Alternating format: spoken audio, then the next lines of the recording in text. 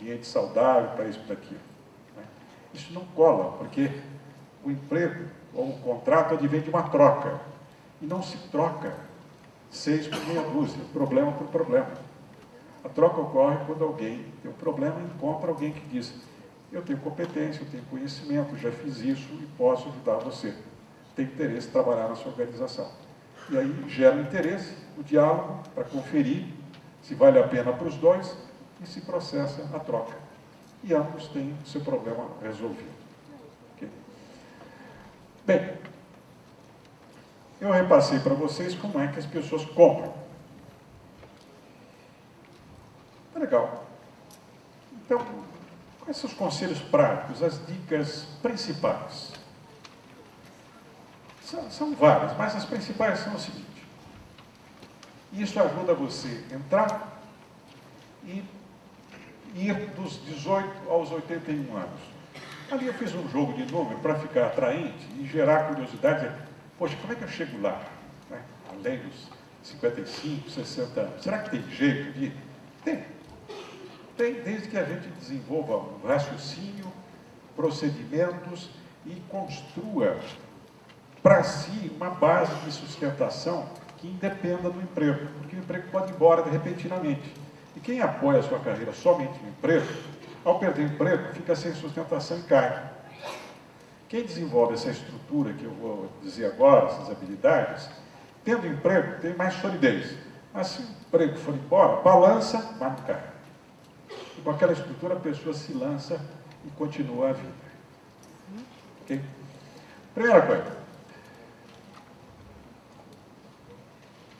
Se a gente é um prestador de serviço e depende dos outros comprarem nosso serviço, um fator que garante que a gente permaneça, progrida no mercado, se beneficie, é prestar serviço que preste com presteza para ter prestígio.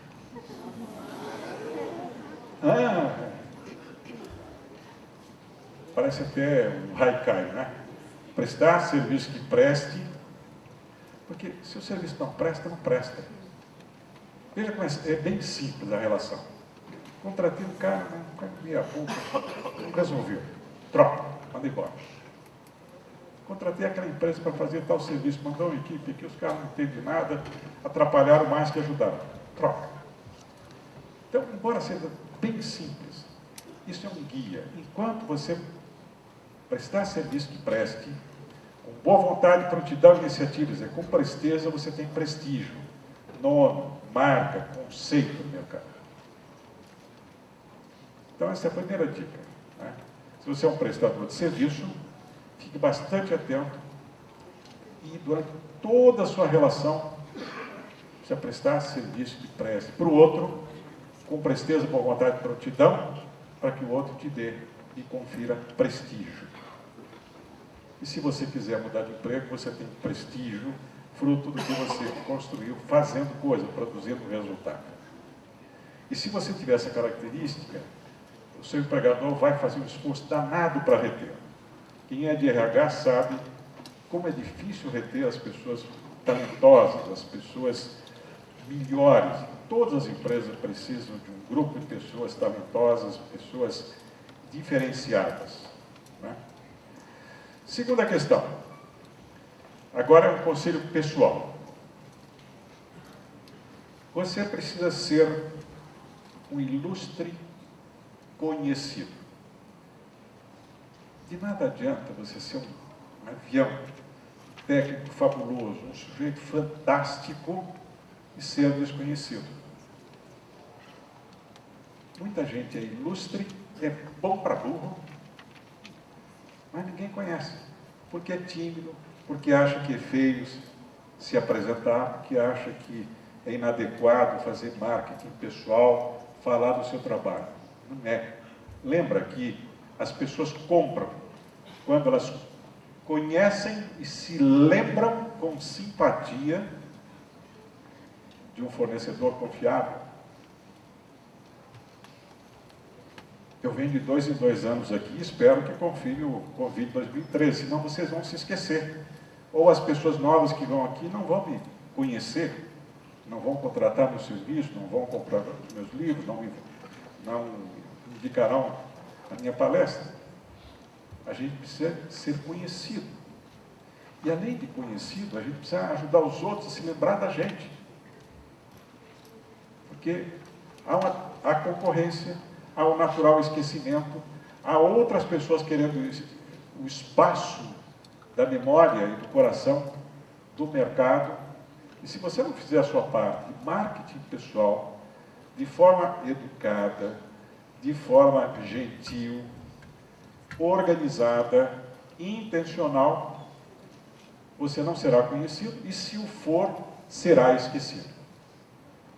Quem estudou psicologia sabe de uma lei cruel. Se chama lei do desuso. Porque aquilo que a gente não usa, a gente esquece. Vocês acreditam que se fosse aplicado agora em vocês, uma coisa que muita gente não conheceu, uma prova do exame de admissão ao ginásio, vocês todos passariam, inclusive eu? Nós não passaríamos. Por desuso. Por deixar de estudar, de ler aquelas coisas todas. Pode ter até doutor, o pós-graduado ou graduado, teria dificuldade naquela provinha de admissão ao ginásio, que hoje não existe mais. Sugiro a vocês que, se tiverem algum preconceito, deixem de lado. Porque não há outro jeito de ser conhecido, a não ser a gente se expondo e se expondo. Não tem outro jeito. Tem que mostrar a cara e tem que falar. Mas tem que falar com jeito para produzir um resultado, um registro aqui. E falar de forma organizada, compacta, de utilidade para o outro, para ter um registro aqui. Então, marketing pessoal é extremamente importante e não tem nada a ver com aquela linguagem coloquial que a gente utiliza, pendurar a melancia no pescoço. Isso não é marketing pessoal. Isso é exibicionismo mesmo, isso é inadequado, é mau uso do marketing pessoal. Além disso, a gente precisa saber vender.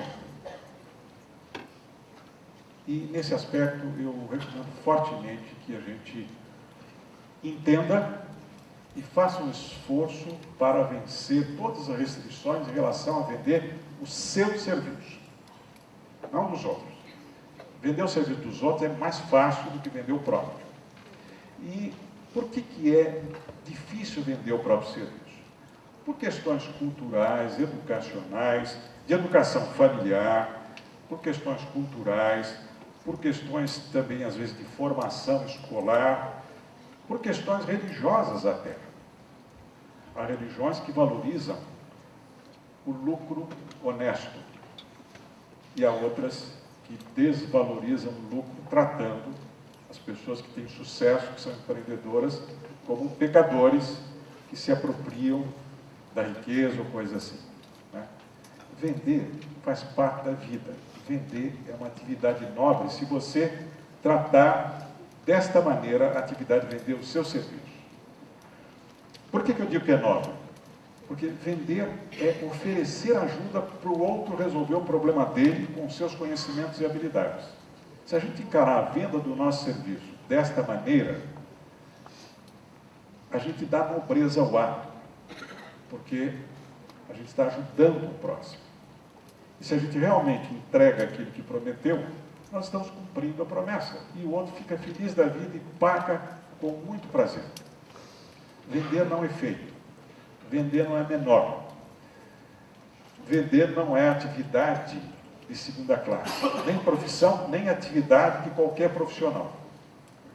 O médico precisa vender, o consultor precisa vender, a costureira precisa vender, o personal trainer precisa vender. E para fazer isso, ele precisa se expor, falar.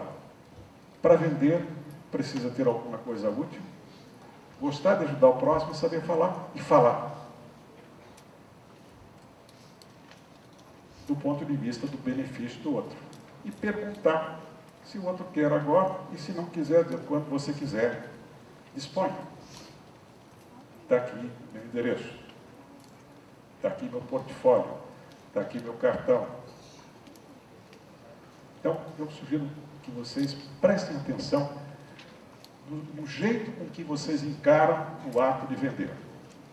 Se você tiver preconceito, trava, ou dizer que não é com você, ou tiver qualquer ranço que ainda tem, vendedor é um cara chato, enganador, um sujeito que quer meu dinheiro, que quer empurrar o que eu não preciso, convém revisar essa postura, porque ela trava. E depois, se você achar que não sabe vender, põe em dúvida essa certeza e diz, poxa, mas eu sei falar, eu tenho uma coisa útil para alguém, e eu gosto de ajudar o próximo, eu vou tentar. E a habilidade vem por exercício, por tentativas. Na primeira vez, você gagueja, esquece, fica vermelho, na segunda vez um pouco menos, na terceira vez, um belo dia está fazendo isso naturalmente, como eu estou fazendo aqui. Outra coisa que também é muito importante,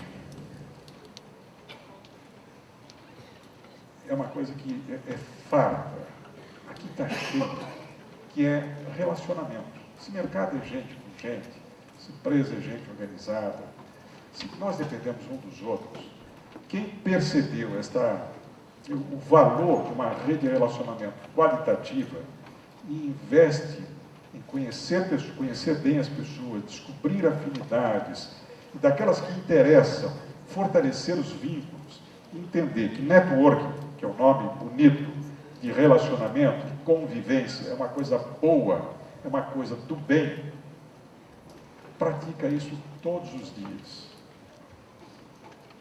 Porque conhecimento, necessidades, indicações, conexões, experiências, estão nas pessoas. Não é uma empresa que contrata, é uma pessoa de uma empresa que contrata. Não é uma empresa que compra, é uma pessoa de empresa que compra. E a vida é assim, nós estamos todos os dias em contato com pessoas. Se a gente desenvolver a habilidade de se relacionar, de perguntar e de ouvir, essa é outra missão que eu tenho gasto muita energia. Ensinar as pessoas a ouvir, depois de fazer perguntas. Nós não estamos acostumados a fazer perguntas para os outros e principalmente a ouvir. E desperdiçamos a riqueza que está nas outras pessoas, as possibilidades que estão nas outras pessoas, o conhecimento que está nas outras pessoas. Uma roda de amigos ou de profissionais, todo mundo quer falar e poucos querem ouvir. Então fica outro toque aqui. Até por malandragem é bom você fazer pergunta e ouvir. Porque cada pessoa que está do seu lado é um universo de conhecimento, de relacionamento, de possibilidades.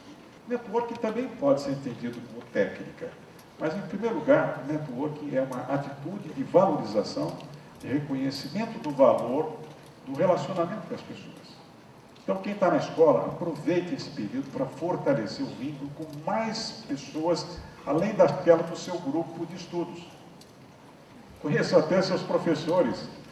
Muitos alunos passam pela escola sem conhecer bem seu professor. E o professor ensina você, seu colega e outras turmas. E pode ser o elo com alguém que saiu da escola que está no lugar que você deseja. E está ali. Né? Aliás, a gente vive cercado de oportunidades, cercado de chances que a gente não está acostumado a ver, não está acostumado a estimular e provocar. Né? E mais duas coisas para terminar os conceitos que parecem óbvios, mas não são. Ter reserva financeira. A gente precisa ter a sua reserva para investimento na atualização do valor do seu serviço, para pagar suas contas entre um emprego perdido e outro, para poder investir num negócio próprio, para correr risco de enfrentar alguma situação ilegal e imoral no seu emprego que poderá resultar no seu desemprego. Para ser, a gente precisa ter no mundo que nós vivemos. E para ter, precisa ganhar e guardar. E para guardar, precisa sobrar. Para sobrar, precisa gastar menos do que ganha. Essa é a regra da vovó. Da vovó ou da bisavó. Tem muita gente jovem aqui. Né? O mundo nos pressiona para gastar mais do que a gente ganha. E se a gente gasta mais do que ganha, fica com dívida e não sobra. E quem não tem autonomia. Então, eu sugiro fortemente a vocês que fiquem muito atentos e construam a sua reserva financeira, seu fundo de contingência, seu fundo de investimento, porque você, para ter êxito e poder ir mais tempo você precisa agir como uma empresa individual de prestação de serviços, que pode estar empregado agora, que pode estar independente amanhã, que pode ser empresário depois da manhã. Mas para ser tudo isso, precisa ter, além de conhecimentos, competência, relacionamento, dinheiro. E, para finalizar, saúde. Saúde física, mental e fé. Isso faz parte da condição de ser contratado, que nós chamamos num outro livro de empregabilidade, que também sustenta a carreira. Né? Se a vida é muito competitiva, se o trabalho é muito intenso, se as férias são cada vez mais curtas. Vocês notaram que antes tinha férias de 30 dias e agora de fim de semana expandido, de uma semana expandida? São raras as pessoas que podem ficar 30 dias fora. Você precisa ter saúde para aguentar o tranco, para poder sustentar, para poder ter energia, para poder competir, para poder fazer mais, melhor, mais rápido com menos. E a saúde é consequência da genética e do tratamento que você dá ao que você recebeu por genética. Maltratou, o ciclo de vida do seu físico é curto. Equilíbrio emocional advém de como você trata também os seus relacionamentos, o seu jeito de pensar e de cuidar dos problemas que todos nós temos. Né? Na relação de troca, a gente prefere gente positiva, alegre, equilibrada, saudável. Quando você pega alguém doente, você exclui, não continua o relacionamento. E para saber mais, acesse lensminarelli.com.br. E aqui na TV Unimap você já sabe, tem alguma dúvida, crítica ou sugestão? Mande um e-mail para a gente, tvunimap@unimap.br. Tchau, até a próxima!